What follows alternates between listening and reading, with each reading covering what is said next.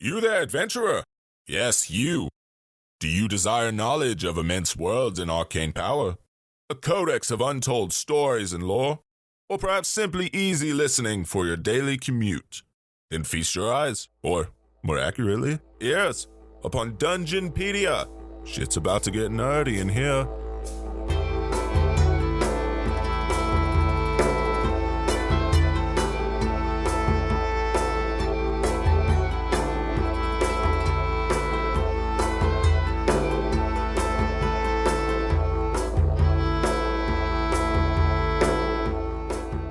Hello everyone, and welcome to Dungeonpedia, an exploration into the lore of Dungeons & Dragons. We're your hosts, Lou and Markel. Taylor Stanfield. And I'm Travis Beasley.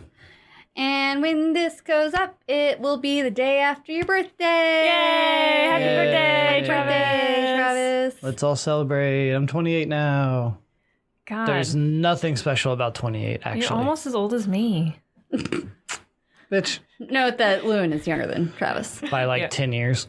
Excuse you? Wow. Not 18. 19. No, I'm 23. But, which I think people know, because we talked about my birthday. Yeah. I don't know. I'm pretty sure we covered that too, but I don't know. Yeah, I'm 20. It's okay. I'm 23. The important part is that it's Travis's birthday. Yay. And I had to work.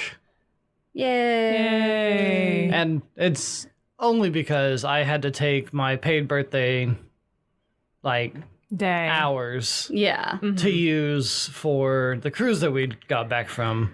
Otherwise, We I will would- have gotten back from, because, like, I'll be honest,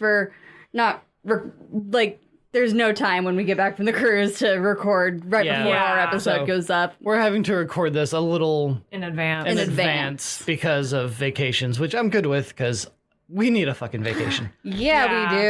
Oh my lord! And but you know, you're talking about like how you had to work on your birthday, which like is pretty balls, but you did also kind of just get back. Yeah. From it. take a mean, cruise for your birthday in a manner of speaking. If it wasn't for the cruise, I would have just taken my actual birthday day off. That would have given me a 4-week 4-day weekend. 4-day weekend. 4-week, Jesus. okay, but also a 4-week vacation. Sign me the fuck up. For real. Jesus, that would be nice too. Yeah, but Oh God, it's That's- okay that you're working on your birthday because Yay. later on we'll go out to dinner and you'll get your birthday present. And And you can just inappropriately shoehorn it into every conversation that you have at work, like I did. Like, hey guys, hi, how are you doing today? It's my birthday today, by the way. If you want to give me your money, yeah, If you want Yeah. to give me your money, it's my birthday. it's my birthday. hey, give me your money. Important note, we are all in tip positions. So Yeah, So we're not just like going up to people and be like, hey, give me money. It's give my, me money. It's my birthday. I deserve it. give me money. I mean, if you want to give me money, that's great. That's but fine. PayPal. No, I don't use PayPal. I use Venmo.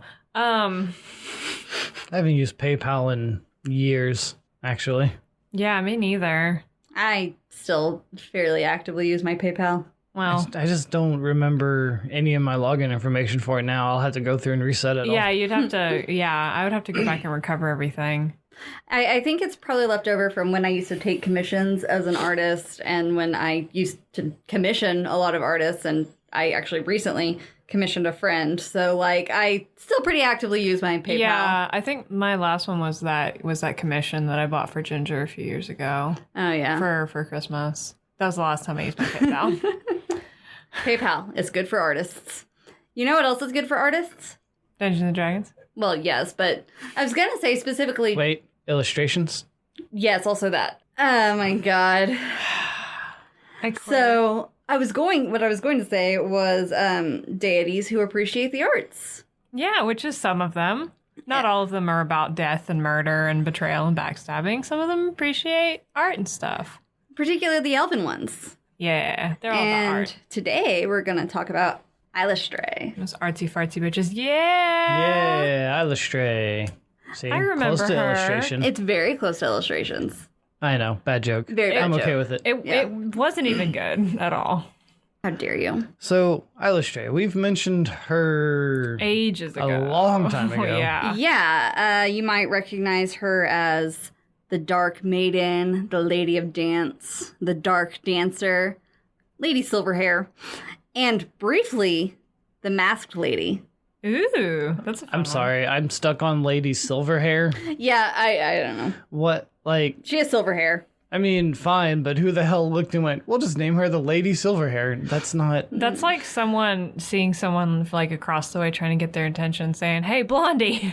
Yeah, like, It's just a fantasy version. hey, of that. Lady Silverhair. What the fuck? The fuck did you just call me? Yeah, I mentioned her for the first time, and probably the only time we've really mentioned her in the Lolth episode, which was our third episode, my first episode that I did research for. Dang, that was like A long time ago. 20 episodes ago. More. 20 More. years More. ago. Damn. You might remember her as being Lolth and Corellan's daughter. Yeah. Yeah. Well, she was their daughter from when She was still a Roshni. Yeah, Roshni. 'Cause Yeah. I don't think Corellan fucked around with that after. No. After the whole demon web. Like, as I thing. mentioned, he still loved her, but, like, she was not herself anymore. She was corrupted by her own hatred, basically, and Yeah. anger. And like objectively cooler, so. She was the younger twin of Veyron, which you'll recall was the god of arrogance and thievery. Yeah. Yeah. Nice.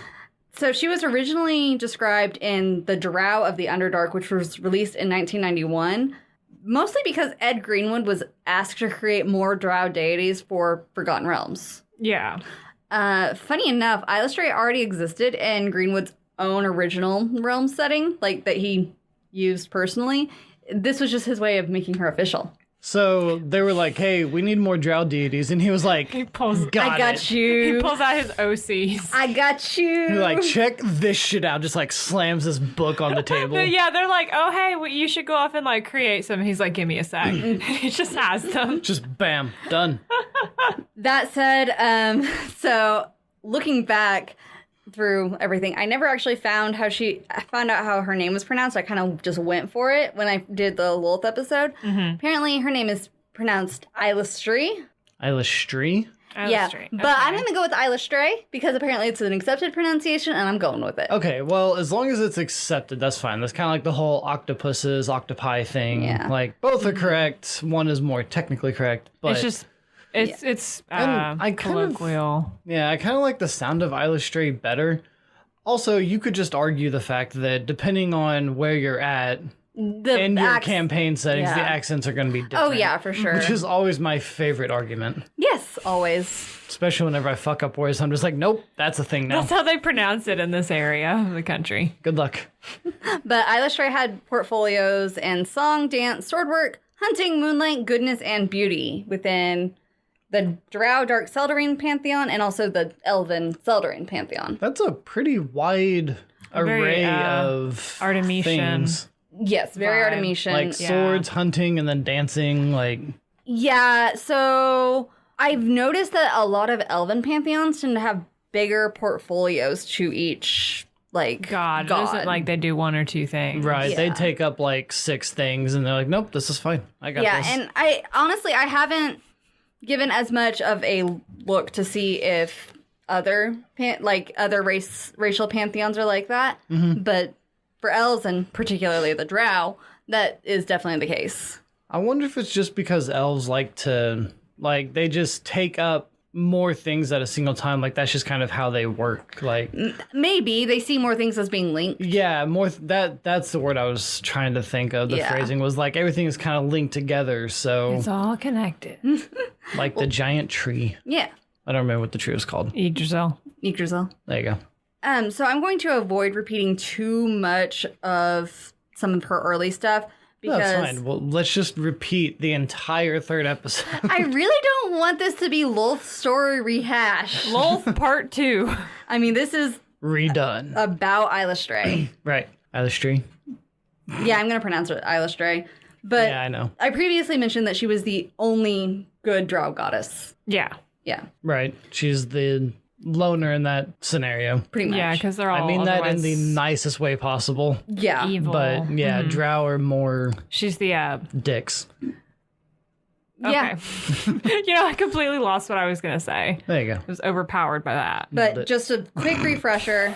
Lewin was overpowered by the dicks. Oh my god. Okay. God. You can feel free to cut any of this out. Nope. Keeping Or it in. leave as much in as you want. Oh, I'm man. leaving quite a bit in. If I can remember, this is the clip I'm going to use. Okay. For the, little snippet. Lewin is overpowered by dicks. Fucking God. Anyway. I'm sorry. I keep The interrupting. only good drow goddess. Yeah. So as a quick refresher, or for anyone who doesn't want to go back and listen to the Lolth episode. Understand. Yeah. When Lolth turned against Corellin, she used her son Veyron's help, and she cursed Eilistrae's bow to fire at Corellin when she came to his defense. Bitch move. Very bitch move. Mm-hmm. Lolth and Veyron plotted to instigate Eilistraee in the treachery as well, mainly because Veyron wanted revenge against the perceived favored twin. Oh. Corellin wasn't A really... little Tiamat, Bahamut kind of moment there. A little Yeah. bit, yeah. Corellin wasn't falling for it, though, honestly, which pissed Veyron off even more.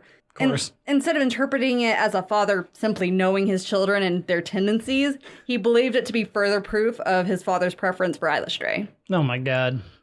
Yeah, So it triple backfired. pretty much. Just okay.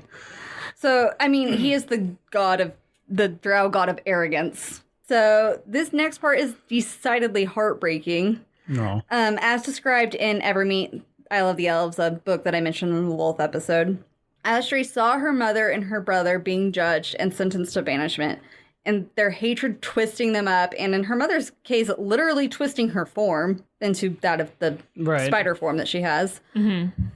After she was assured by her father that he knew that she was innocent, she volunteered to exile herself with her brother. I would say in equal parts because she loved her brother, but also she foresaw something coming. More on that later.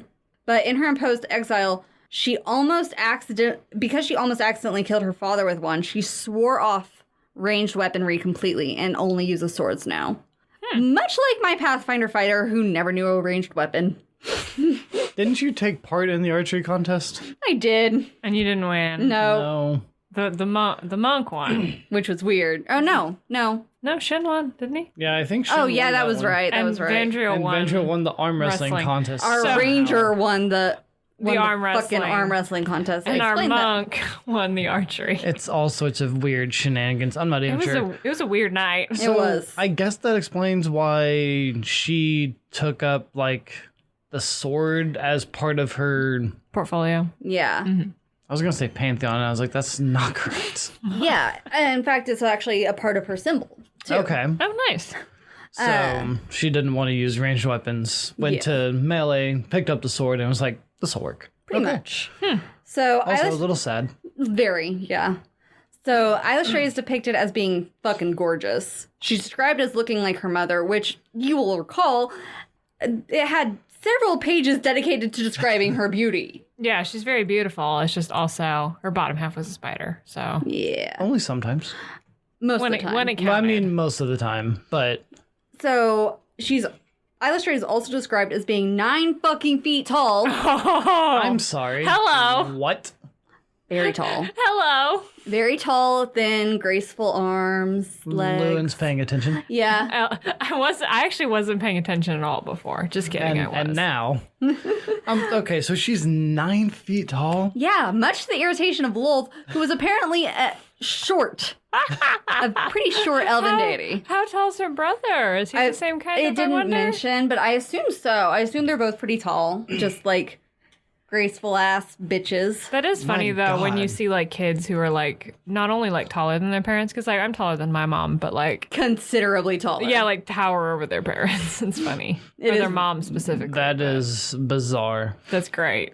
So she had obsidian skin, even before the drow were drow, because she was still a dark elf deity. Yeah. Right, She so- had, They both She's got that flawless obsidian skin. Just complexion. Yeah. perfect. perfectly reflects all the light off of it. Yeah. She Also, has, I would be a little she frightened has to no see acne. She's Yes. I mean, if like I'm walking and suddenly this 9-foot-tall, obsidian-skinned, beautiful drow woman. Ankle-length silver hair, eyes that glow like blue moonstones. Nope. I would just, I wouldn't know what to do. I would immediately die on the spot.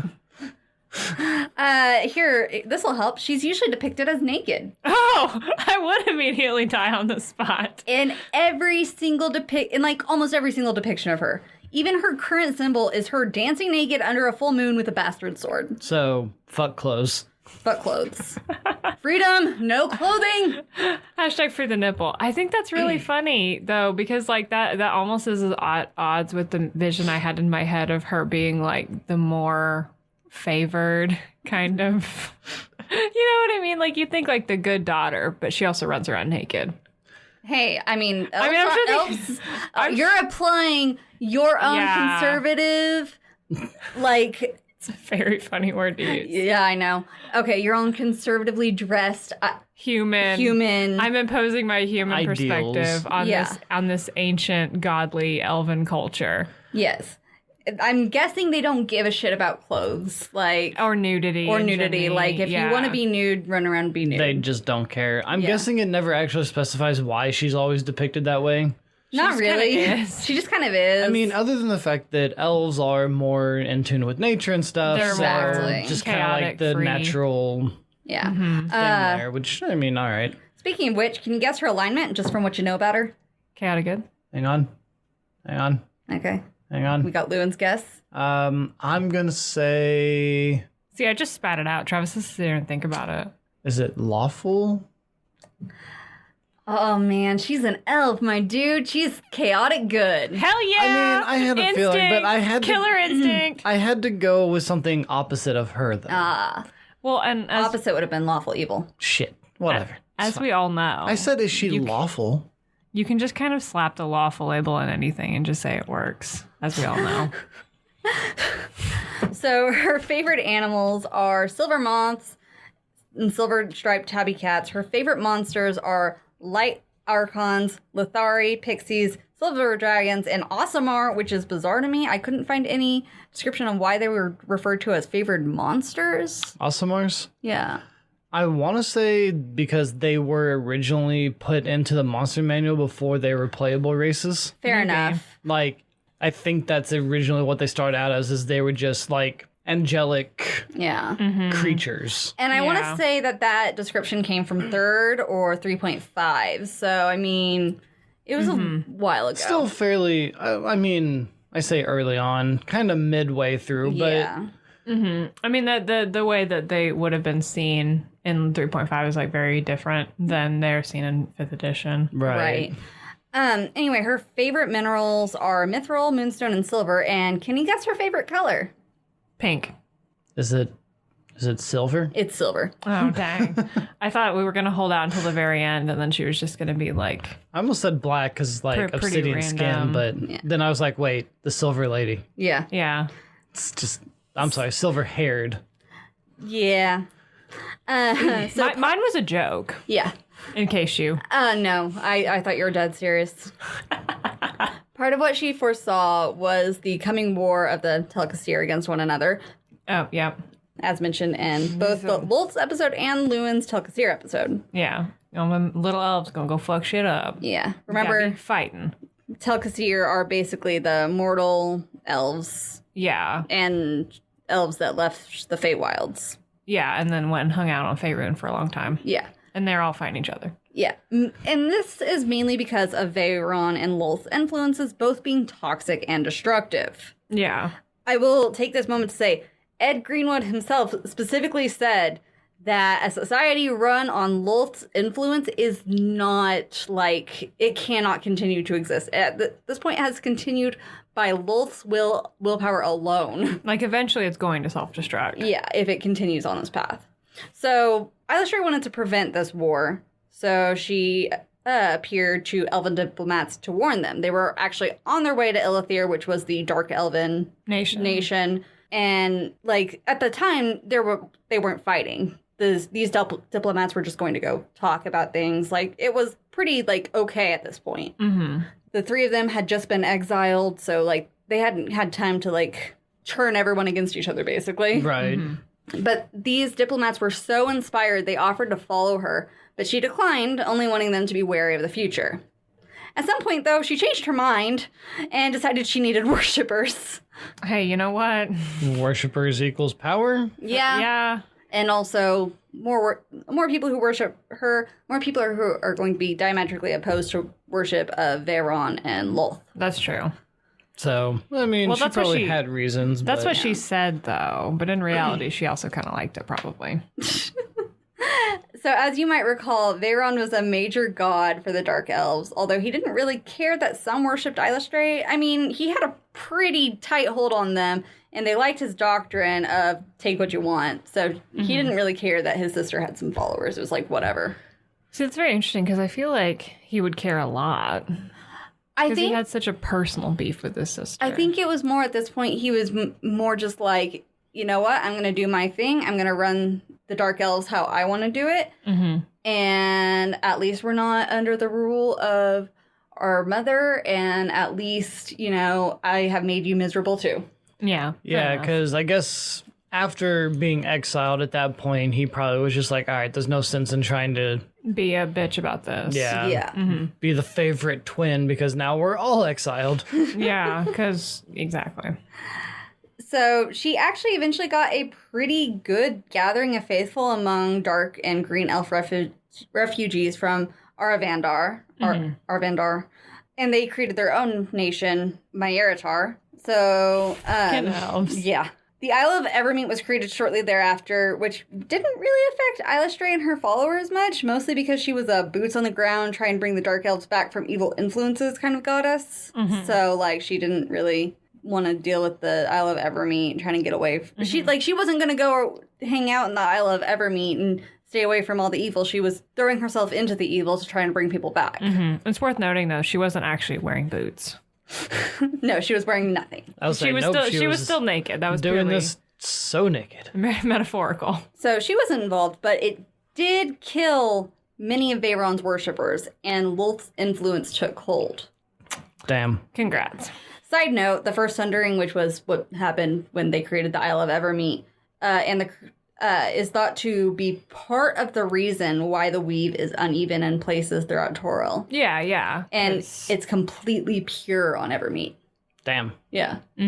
Yeah. Okay. Well, congrats. Yeah. that's you just, cool. You just fucked up the whole Everything. Like, the whole everything to do with magic. Congratulations. Right. That's cool. Like, good no, job, guys. No consequences could come from that Yay. whatsoever. So basically, Eilistrae's followers were flourishing, and then the Crown Wars happened. Lolth's influence spread like wildfire among the Dark Elves, and Veyron was forced to once again side with his mother for power. Eilistraee was helpless, just trying to keep her followers alive and stave off the evil influences of her brother and her mom. Her followers' nation of Myaratar was annexed by the Sun Elven nation of Arvandar in around negative 11,800 DR. And a little over 1,000 years later, it was destroyed in what had been called the Dark Disaster. The hell? Dang. Now, no, that's like pretty much just one elven lifetime. A little over. Oh, shit. Wow, Yeah, that's messed okay. up to think about. Jesus Yeah. Christ, though. It was thought that the High Mages of Arvandar were responsible for the destruction. I don't know why. They had annexed it, but I'm guessing... Yeah, I remember that because they eventually, if I remember correctly, this is me trying to remember some stuff I read from the first elf episode I did. They kind of just eventually found someone to blame. Like they felt like they needed to blame somebody. Yeah, so they go off of Eilistrae's followers, naturally. Yeah. That was the smart thing to do. Yeah, so Instead of, Lolth or anybody else. literally anybody else. So it cost a 40-year truce. Again, not that long in the grand scheme of things when you compare No, elven that's lifetimes. what? From born to teenager for an elf? If that? If that. If that. Yeah. All the elves were just horrified because Myaratar was engulfed in magical killing storms that reduced the whole forest and cities to ash. Jesus. Now, Lolth Nation, corrupted by her and the Baelor Wind and Eye, which I mentioned in the Lolth episode, were in control of Eilistraee, and they continued their attacks on the other elven nations. The Seldarine and the Elven Court had enough of it and gathered together to exile all the Dark Elves and curse them to the Underdark. Yay. Thus the drow. And so the drow were born. Pretty much. Created. One way or the other. So this included Eilistraee's followers. Like, come on, Corellin. Mm-hmm. Like, it's your daughter's followers. She's trying to turn them good. What the hell? Couldn't have, like, kept them out of it? Right, Nope. And then suddenly, even though she's trying to keep them good, it's just like, nope. And now they're being chased underground, too, just like everyone else, because they can't stand the sunlight, all of that. Mm-hmm. So Eilistraee's church collapsed in on itself due to the destruction of Maiaratar and Lolth's active persecution of Eilistraee's followers, and she was not able to reform it for millennia. I'm guessing she was at some point, though. Well, I will be happy to tell you about that after we take a break. Fine. Hey everybody, thank you so much for listening to our Eilistraee episode. I hope I am entrancing you with the tales of the Dark Dancer. Yeah, I think I found my new religion. Yeah, I think you pulled her in the minute you mentioned dancing naked. It's just... Well, and also darkly beautiful and daughter of a crazy... And 9 foot tall. Yeah. Yeah, you got that one really did me in. Yeah. I mean, you kind of got me with that one too, so hey. I'm 5'2", 5'3". I don't even know. So? Okay. So you can follow us in our new Eilistraee worship platform on Twitter, Instagram, Tumblr at Dungeonpedia. I promise we won't post all about Eilistraee. You can also, maybe. You can also email us with suggestions, comments, whatever, at dungeonpedia.podcast@gmail.com. Also, if you would like to, go ahead and subscribe to us wherever you like to listen to us to get notifications. You can also take the RSS feed, plug it in there. If there is no... Dungeonpedia. If there's no Dungeonpedia on whatever platform you listen to, let's face it, there's a lot. We don't know them all. You can also rate us, review us, on any of the platforms that you listen to. That would also be great for getting us out there. Not any of the platforms, but the ones that you can. Right. Yeah. Just the ones that you can. I guess if you're sitting there struggling for... whatever. I'm going to go on a rant. Anyway. Yeah. Thank you to Alexander Nakarada for our theme song, Blacksmith. So, I guess with that, let's go back to the dancing 9 foot tall, dark, Beautiful, naked lady. Naked woman, naked. Yeah, okay. All right. The grand return of the Church of Eilistraee. I'm assuming that it might not actually be that grand. Well, it's not a great time to be Eilistraee right now. Yeah, it doesn't sound like it. I mean, to be fair, it sounds like it hasn't really been a great time to be Eilistraee at all so far. In a pretty, Long time, yeah. I mean, her childhood might have been great, but... Not in the past several millennia. Yeah, she's had a rough time, so please tell me it gets better. Well, the exact events she saw she foresaw came to pass. Yeah. And the Dark Elves were now cursed into drow. There's a reason she's such a melancholy goddess. She has been called the melancholy goddess. Aww. And even though her songs are beautiful, she brings tears to listeners' eyes for many reasons. Aww. The more and more we talk about this, the more and more I'm like, I kind of like the silver-haired lady. Yeah. Like that's a goddess I could worship. She's of course happiest when she witnesses art or love or kindness, which is the kind of hope that keeps her going, trying to restore all these things to the drow and redeem them. Yeah. Because she's been kicked down so many times. Mm-hmm. She actively calls to drow through song. She can't guarantee their safety or acceptance when they choose to follow her, but she protects them fiercely nonetheless. She calls to them, trying to free them from her mother's web. Drow actually tells stories of Eilistraee kidnapping Lolth's faithful to the surface to their children, and warn hunters on surface raids to retreat if they see the moon or hear singing. Oh. Because, I mean, these are like drow mothers, like trying to teach Scare their kids into behaving. Basically, yeah. And also a little bit to scare their kids into not listening to Eilistraee. Yeah, I was like, it sounds like they're just like, no, don't listen to her. She's stupid. Pretty much, yeah. She's a bad person. No, she's not. Turns out, your god is the bad person. So Eilistraee walked a really lonely, solitary path for a long time.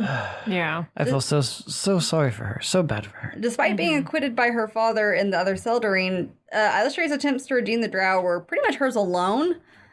She had somewhat of a strained relationship with the other Seldarine, although she was actually it was like close, but not quite with Angarad, who you will recall is her father's. This is basically her stepmom. Her triple stepmom. Yes, and Saini Moonbow, which was one of the aspects. So Awkward. she's all alone, that is, until she came upon her nephew, which I did not know existed until I started research, even though I did Lolth's research. I somehow missed it. Okay. So Veyron had a kid? Yes, the god Selvatarm. I'm sorry, what? Selvatarm. Silvatarn? Selvatarm. Selvatarn. Selvatarm. Okay, Selvatarm. So he was the son of Veyron and Zandalar the Dancer, who was a wild elf deity of romance and lust. Oh.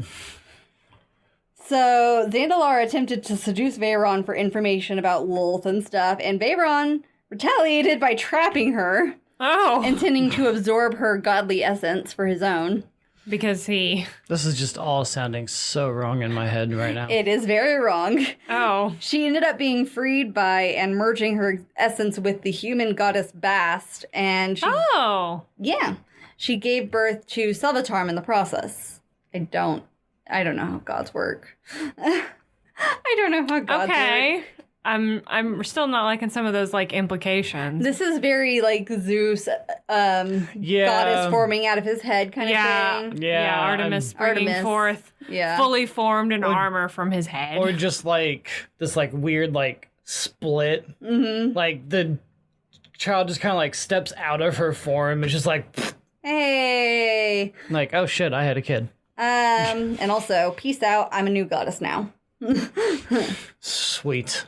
So, Selvatarm didn't want anything to do with either of his parents. I don't know why. He was good nor evil and just had no interest in either of them. So he was like the true neutral? Pretty much. He just traveled just as alone as Eilistraee. Damn. Looking for his own path. When they met, she befriended him and they grew closer. He began to admire her, and she kind of took on like this motherly role for him. Did they know their connection? Okay. Yeah. Not where I thought that was going at first. Oh god, no. We're not doing this Game of Thrones bullshit. I was like, Well, I was thinking it was going to be almost more of a Star Wars moment, because maybe they didn't know. And then they found out and they were like, oh shit. No. What's Star Wars? What? I said, what's Star Wars? Shut up. So, I wanted to have a funny retort to that, but my brain stopped working. Jesus. No, I know what Star Wars is. Anyway, so he began to admire her. Right, so they developed this like weird pseudo-parental thing going. Yeah. He learned to appreciate her kindness and the good she spread, and they became like really, really close, like friends and family. Oh no. Pseudo-family. What happened? Well, they are family. This is gonna end badly. It has pseudo-parental, I guess. I don't like this. Eilistraee had gained some help in her task of redemption, and he exemplified drow redemption. Unfortunately, Lolth tricked him into slaying a demon lord she didn't like, named Zanasu. She was spiteful that Eilistraee might gain any help in her cause, and so Lolth convinced Selvatarm that his victory over the demon would impress his aunt. Oh. Because, like, it's a demon, it's evil. Yeah. Right. So, why did it not, I guess, is my question. He was overwhelmed by Zanasu's demonic evil and fell completely to the darkness. No! He became Lolth's champion, her tool of pure rage and fury. Also worth noting, her grandson. Yes, also her grandson. Actually, her followers call him the son of Lolth, which is hilarious because he's her grandson. They just like to ignore Veyron sometimes. It's just like, this Veyron's not a thing. It's fine. You know, poor Veyron. Sometimes, yeah. Sometimes. Okay. Man, that's really sad. The thing is he doesn't even like Lolth. At this point, like, he's transformed by rage and evil, so he, like, lashes out at good. But he fucking hates his grandmother, too. Like, he doesn't... What? On like a personal level. Yes, like he doesn't want to serve her, but he's bound to her now, and also like confused and everything, and literally physically bound by her webs. She keeps his destructive anger for her own needs as the drow god of warriors and slaughter. That's actually so fucking sad. It is. I don't like this. These are all of our episodes are supposed to have happy endings. What the hell? Hey, I'm not done. I mean, unless you're gonna tell me All right.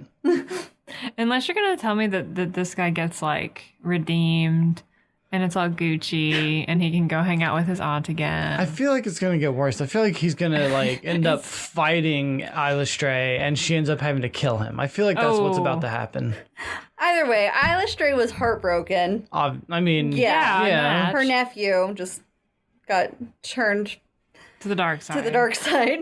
Oh shit! There we go. That's what Star Wars is, Travis. Not a sponsor. You just talk about the dark side a lot. Yeah, no, we're not sponsored by Star We're Wars. sponsored by Star Wars. Not wish. not what you would say any of like the people who legally hold Star Wars. We're not sponsored by Star Wars. So anyway, Sorry. no, you're fine. I'm sorry, that just sounded really funny. That was really funny. Oh, God. So Eilistraee actually had a few chosen followers, just like Mistra did. Okay. So one of which was a young drow girl named Keelway Veladorn. Fucking elf names. Veladorn. Keelway actually is her first name. Mm-hmm. I know. Keel. Keelway. I can pronounce Veladorn better. By the time her mother was burying her 7th child, Oh. Keelway, the woman was possessed by Mistra Yeah, happens. and was almost killed by the goddess's overwhelming power. As it happens. Keelway's father killed her, the mom, believing his wife to be possessed by an evil spirit. This not only endangered the unborn child's life, but also her soul, because at this point the soul was kind of bound to Mistra's power, and it would have been completely destroyed by Mistra's power. So, looking for another pregnant woman strong enough to bear the child that was to become her chosen, Mistra found a drow follower of Eilistraee named Eilistraee.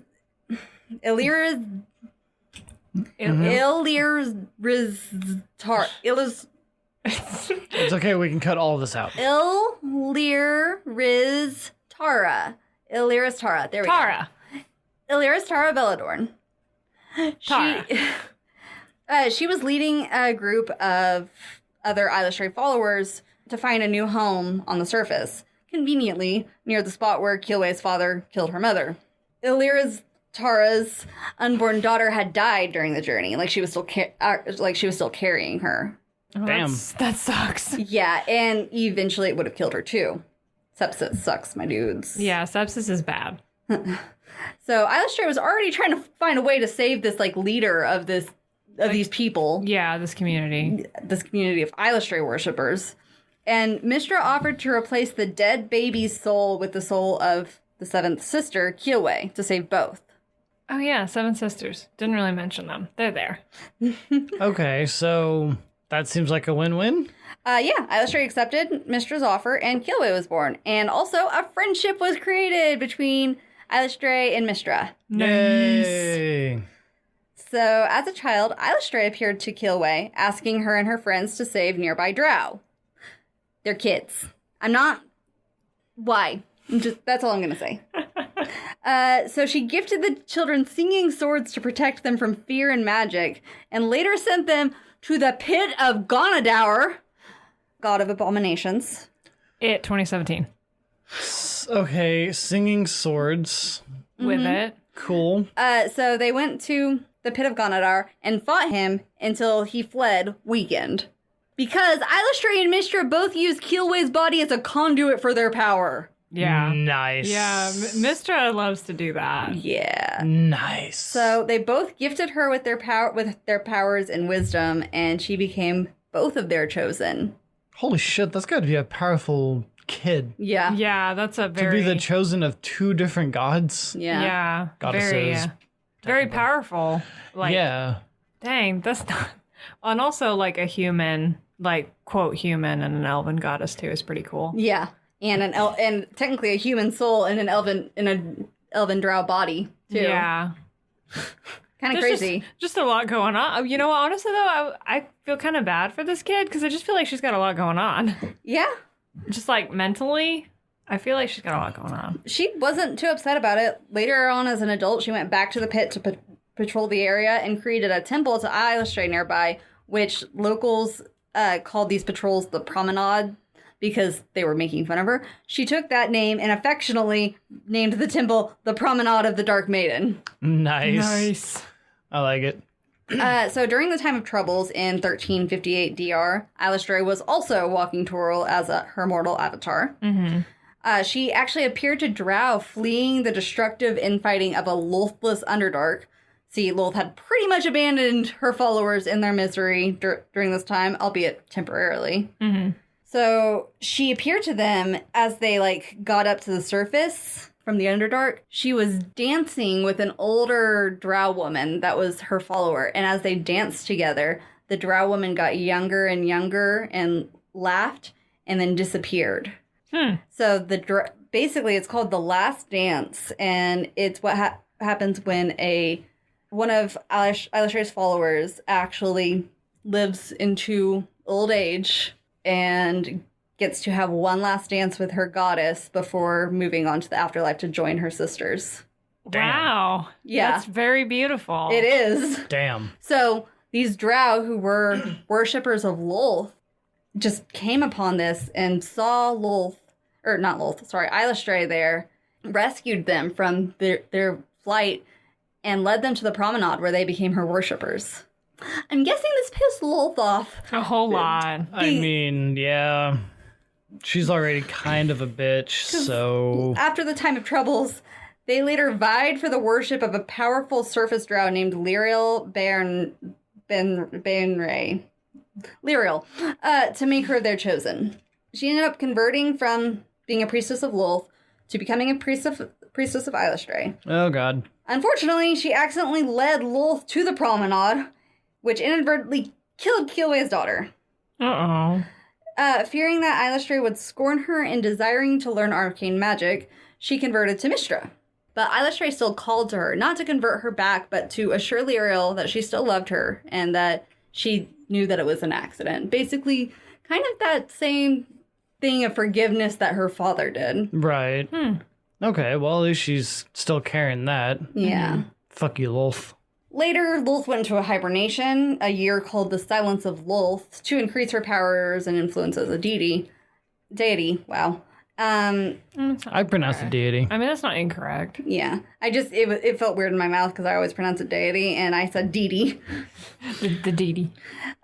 Even though she was protected by Selva-Charm, her biggest danger became her followers who looked to other deities, including Eilistraee. That's funny, though, that in a year... Yeah. Especially, for elves, because a year is, nothing. So that's, you get into, a bad funk for, a week, and you're like, I'm going to go join a new religion. Wait. Okay, but also, Lolth is a very active goddess that is very involved in her followers' lives. That's true. Except for the year of hibernation. Yeah. The Silence of the Lolth. Or when she was during the time of troubles. Yeah. Yeah.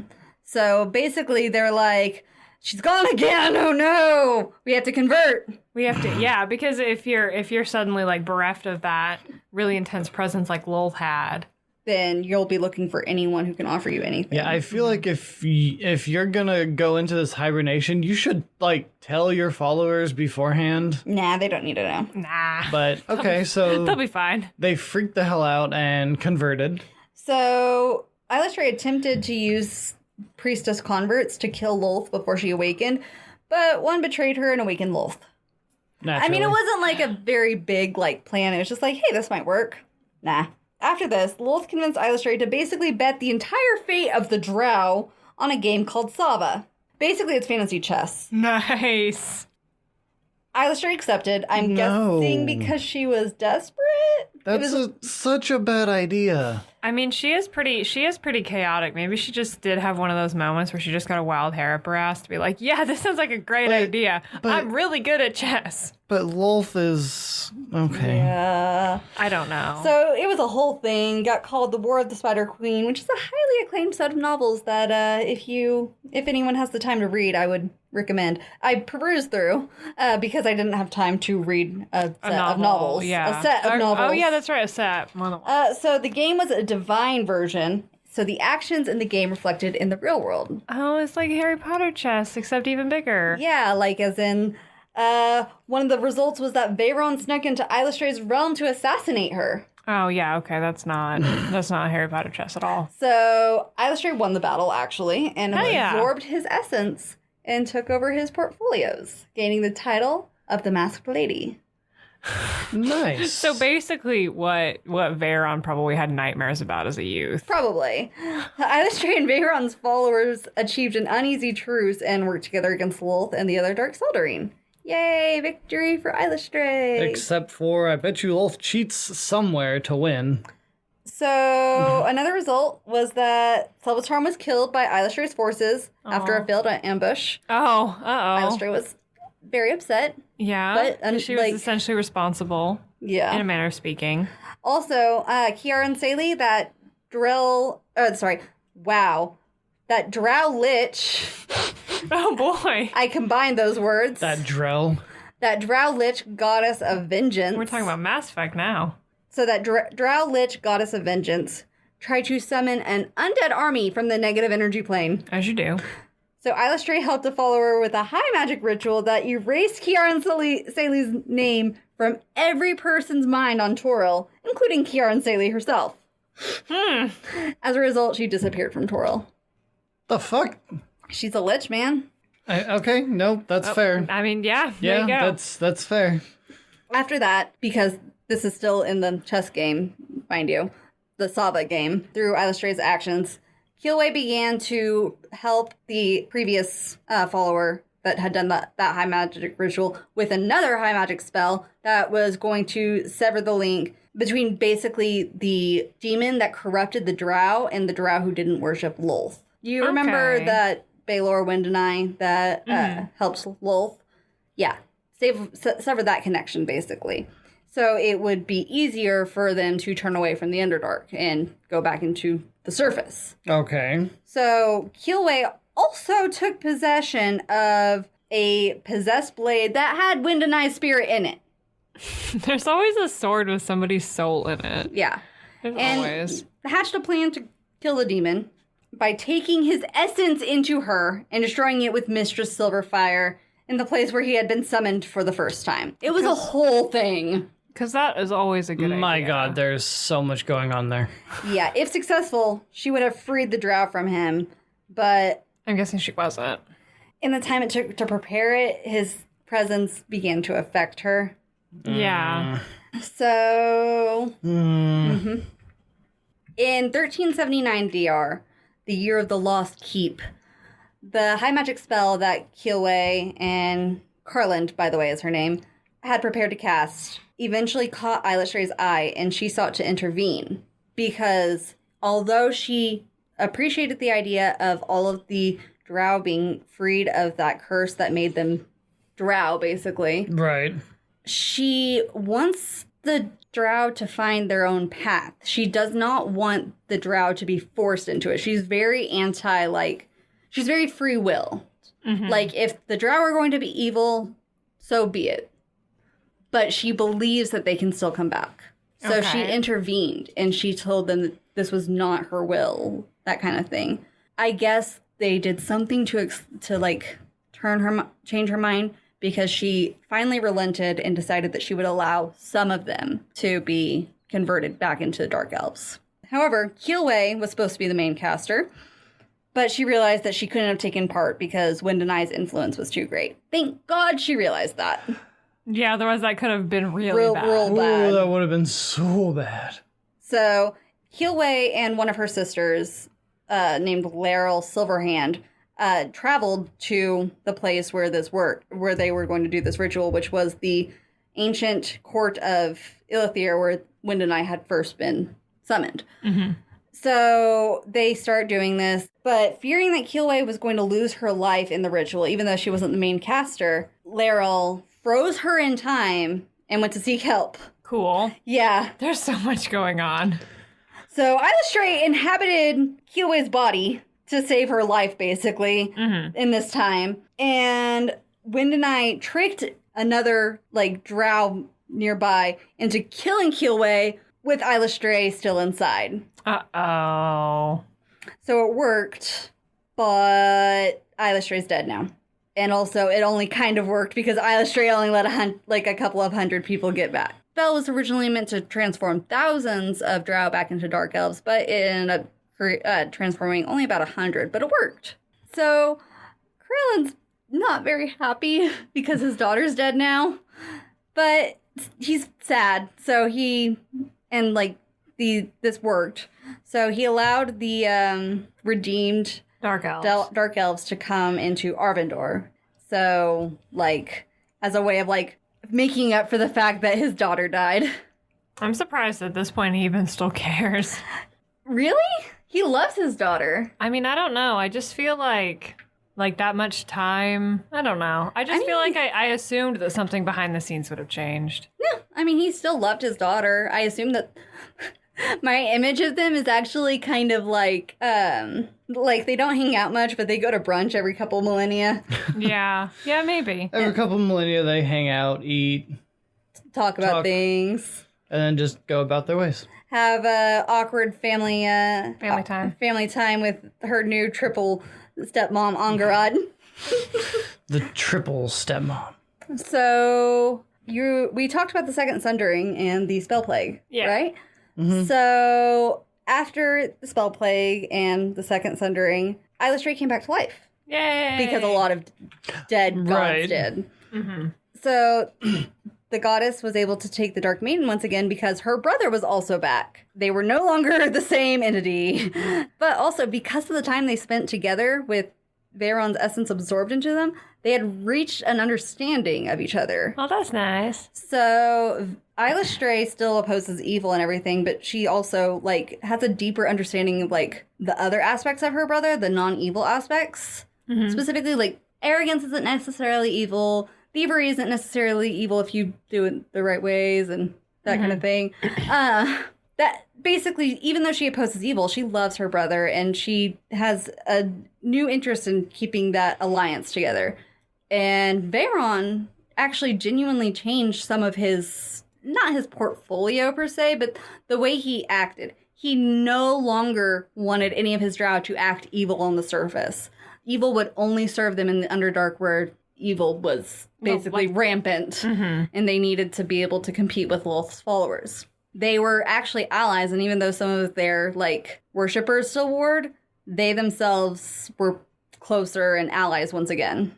Also, they were one of the only gods and goddesses that came back and actively appeared to their followers to announce their return. Oh, that's nice of them. Yeah. Everybody else was just They'll figure it out eventually. Yeah, it's whatever.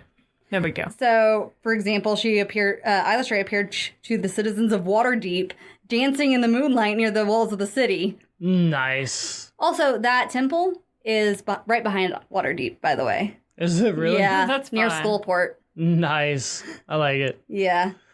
So this led to many moon dancers, which is what some of her followers are called, in the City of Splendors. Oh, that's nice. So this other thing which I want to mention is I didn't find a lot of information about this, but it was mentioned that Eilistraee was one of the deities with whom the Returned Mistra shared the weave with after the Second Sundering. Ooh. So she's one of few goddesses trusted enough by Mistra to help her with the weave now. Nice. Also, the Dark Dancer is still a drow goddess. She is not a dark elf goddess, and despite the ritual. She did not change herself because she still wanted to be drow. So she allowed some of them to change into dark elves, but herself did not actually. I assume if she ever does that, it'll be after everyone is saved or killed if need be. Yeah, then she'll convert back and be like, okay, well, I can be a dark elf now. Yeah, but that's all I have.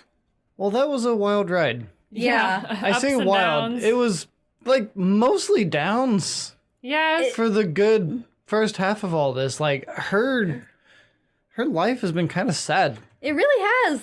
Yeah. Like, I feel really bad for her. And also, like, and like, Lewin made that joke about like feeling bad for Veyron, and I had to keep my mouth shut because I'm like, oh yeah, you're about to feel real bad for Veyron. Yeah. Like, Jesus, she just went through a hell of a time. She really did. And she still is going through a hell of a time because she's still, you know, trying to save the drow, which is an uphill battle. Oh yeah, I feel she's like constantly trying to fight against Lolth. And Yeah, she's been doing that for so long. I feel like I would have just given up and been like, I'm gonna go learn how to pop and lock or whatever instead of I was like, what's a dance thing? What's a dance thing? Pop and lock. Okay. Hey, you know what? Breakdancing how is is it that dancing. you went with that out of like everything else you Well, could I have? feel like if she was gonna like, she would have probably been trained in like, you know, Ballet. lyrical and like ballet and stuff like that. But like maybe Learn to square dance. her dad God. didn't want her to dance to R&B. I don't know. Square dance. Hey, her dad's chill with her like dancing naked in the moonlight. I think he'll be chill with any kind of That's dance. true. I mean, yeah, that's fair. But also cycle back to probably what's Elven ideals about nudity and things like that. Where that's not actually It's not a big deal. Like a thing that That's the only way you do it. If you're going to dance in the moonlight, you have to be naked. Probably. I don't know. I've never tried. I've never danced in the pale moonlight, so I don't know. Dance with the devil in the pale moonlight. Yeah, thank you. I'm welcome. really tired. I forgot like half of that joke. You're fine. Anyway, Anyway, thank you everyone so much for listening. Don't forget to do the whole follow thing on social media. the whole follow Do thing. the follow thing. You The whole follow thing. Did you get like older in your spirit? Because you sound old. I might have. Go ahead and do that whole follow thing that you young kids do there. On your tweeters and your Instagrams. Your books of faces. Wait, we don't have one of those. We don't have a book of faces. Just kidding. Not But that one. the other two we do have. But if you would also spread the word to your friends, we would also really appreciate it. And you don't need a dumb, that's going to be outdated in a few years, I'm sure, social media platform to do that. Damn, called out. Dang. I'm just saying. Destroyed. We do also have an email. I feel like most old people know how to use email. True. It is dungeonpedia.podcast@gmail.com. You can send us suggestions, comments, whatever. Continue to make fun of me like they did for saying the follow thing. Because follow apparently thing. my spirit just got older. Sure got old. Listening to all of Eilistraee stuff made me old. It aged you. 'Cause It it was aged so me. It was so... to take in the depth and the length of her life just like ages you. Yeah. It's very sad and very It- long. like the sadness and melancholy made me old. That's what happened. That's what I'm should going attach with. a warning to the front of this episode that like this This is gonna age is you. a sad 'Cause episode. it's sad. This episode is going to age you. Oh man. Anyway, thank you all again for listening, and we'll catch you here next week on Dungeonpedia. Ever dance with a nude goddess in the pale moonlight? I wish.